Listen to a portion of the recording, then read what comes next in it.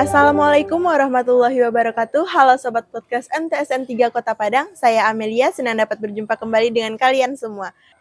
Sobat Podcast, kali ini bintang tamu kita adalah Ibu Melia MPD MPMat. Beliau adalah Wakil Kepala Bidang Kurikulum MTSN 3 saat ini. Assalamualaikum Ibu. Waalaikumsalam Amel. Bagaimana kabar Ibu? Sehat Bu? Alhamdulillah sehat. Amel sehat? Sehat Bu. Terima kasih banyak Ibu telah berkenan hadir dan meluangkan waktunya untuk berbagai informasi bersama Sobat Podcast MTSN 3 Kota Padang. Terima kasih juga Amel sudah mengundang Ibu ke sini. Iya Ibu. Nah Ibu, sebelumnya mohon izin untuk mewawancarai Ibu nih. Oke. Nah, berhubungan dengan kurikulum nih Bu, Amel mau tahu nih Bu, di madrasah kita ini sudah memakai berapa kurikulum sih Bu? Untuk tahun ini, tahun pelajaran 2024-2025, kita menerapkan 2 kurikulum, sama dengan tahun kemarin Amel. Kebetulan untuk kurikulum Merdeka sendiri yang sudah diterapkan menjadi kurikulum nasional itu untuk 2 tingkat, kelas 7 dan kelas 8. Kemudian kelas 9 masih menerapkan kurikulum 2013 edisi revisi. Nah Ibu, kelas 7 dan 8 memakai kurikulum Merdeka ya Ibu, yang disebut mungkin kurikulum nasional. Iya benar, itu yang diterapkan, yang diproklamirkan sekarang menjadi kurikulum nasional. Nah Ibu, kalau menurut pandangan Ibu, kurikulum Merdeka ini sesuai nggak sih Ibu dengan kebutuhan peserta didik? Kurikulum Merdeka ini merupakan kurikulum yang memang dirancang untuk memenuhi segala kebutuhan peserta didik, juga mengakomodir guru dan sekolah Amel.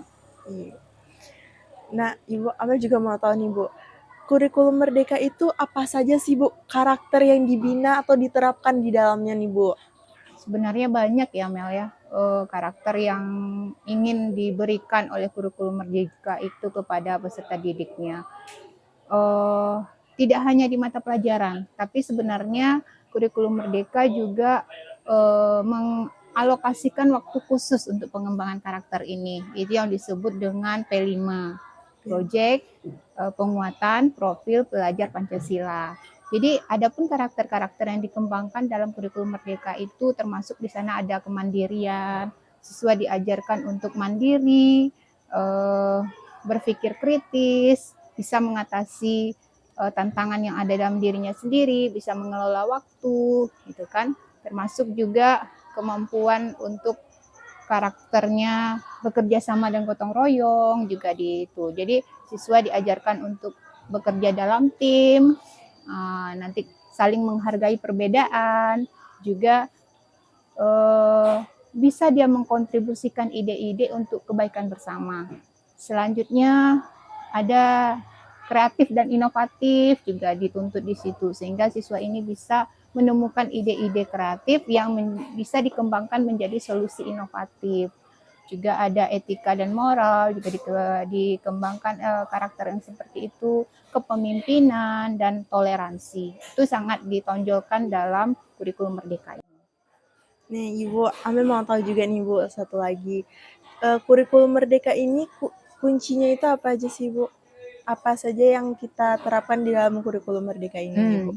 Dalam kurikulum Merdeka itu orientasinya memang peserta didik. Jadi kurikulum ini dirancang seperti yang Bu bilang tadi, memang untuk memenuhi kebutuhan peserta didik. Di sana fokusnya lebih ke materi esensi. Artinya materi itu tidak terlalu padat lagi seperti kurikulum-kurikulum yang kemarin, tapi memang materi yang diberikan itu materi yang dibutuhkan oleh peserta didik untuk kehidupan mereka sehari-hari. Jadi dengan adanya materi esensi seperti itu, peserta didik punya waktu yang banyak untuk mengembangkan kompetensinya, sehingga sesuai dengan perkembangan fasenya juga, fase perkembangan peserta didik. Selain itu untuk guru sendiri juga ada positifnya Mel. Guru tidak terburu-buru lagi mengejar materi Bu masih banyak gitu kan, buru-buru, tidak. Guru juga punya keleluasaan untuk menciptakan suatu proses pembelajaran yang lebih menarik untuk anandanya, sehingga Nanda lebih menarik dan Ibu bisa memberikan pembelajaran itu secara mendalam yang sesuai dengan minat, bakat, juga kebutuhan siswa. Itu yang disebut dengan pembelajaran berdiferensiasi. Misalnya nih Amel sukanya belajar secara audio Bu, gitu kan, visual Bu. Ibunya bisa memberikan itu karena waktunya sangat panjang kan. Nah, selain itu untuk sekolah juga ada positifnya. Sekolah bisa lebih karena bisa lebih fleksibel dan kontekstual, jadi sekolah bisa menyesuaikan dengan kurikulum itu dengan kultur, budaya, dan sosial lingkungan sekolah juga gitu. Asik banget ya Bu, kurikulum Merdeka. Amel nih Iya. masih kurikulum Oh 2013. iya, Amel Masih 2013 ya. Besok di SMA Amel pakai Amin. kurikulum Merdeka. Biar lebih asik ya Bu. Iya, lebih matang mungkin kan ini baru implementasinya baru 2 Iya. tahun ya. Nah, kalau udah lanjut kan kita sambil berjalan kita belajar, sambil Iya. berjalan belajar. Nah, mudah-mudahan Amel dapat yang lebih sempurna ya. Amin. Nanti. Nah Ibu ngomong-ngomong nih Bu, kemarin juga Amel ngeliat banyak nih orang tua siswa datang ke madrasah. Iya. Nah itu Amel pengen tahu nih Bu, itu dalam rangka apa sih Bu? Oh iya, itu dalam rangka mendukung program madrasah kita juga dan melalui arahan Ibu Kepala waktu itu kita melaksanakan tes untuk kelas digital. Kebetulan di sekolah kita sudah punya 2 kelas digital nih Amel, untuk kelas 7 dan kelas 8. Kalau tes yang Amel lihat kemarin itu untuk siswa kelas 7 gitu. Nah hebat banget ya Bu, belajarnya udah pakai PC nih yang menambah ilmu pengetahuan dan keterampilan siswa dalam menggunakan komputer nih teman-teman. Nah Ibu Amel juga mau tahu nih Bu sedikit, boleh kali Ibu berbagi tips dan triknya. Ibu kan guru matematika nih Bu. Di waktu Ibu semasa Amel atau di masa-masa remaja, gimana sih Ibu cara atau tipsnya Ibu belajar matematika sampai Ibu menyukai matematika nih Bu? Soalnya kan banyak nih siswa-siswa yang mumet nih kalau belajar matematika, termasuk juga Amel Bu. Karena kalau ngelihat angka itu Bu, aduh pusing banget Bu. Pusing ya, sampai Iya. mau pecah kepala Iya. ya. Tapi kejadian belum ada Mel. Belum. Sampai sekarang belum pecah kepala Belum. gara-gara matematika belum ya. Palingan hampir stres Bu. Habis stres. Nah, Ibu mana tahu nih, boleh Ibu kasihkan tips dan triknya untuk belajar matematika nih Bu. Oh iya. Ini yang Amel ya, mungkin nggak berbeda dengan Amel dan teman-teman sekarang. Awalnya sih Ibu juga menganggap matematika itu sulit kali gitu kan. Oh, dan sering dapat nilai rendah juga loh Mel dulu waktu sekolah.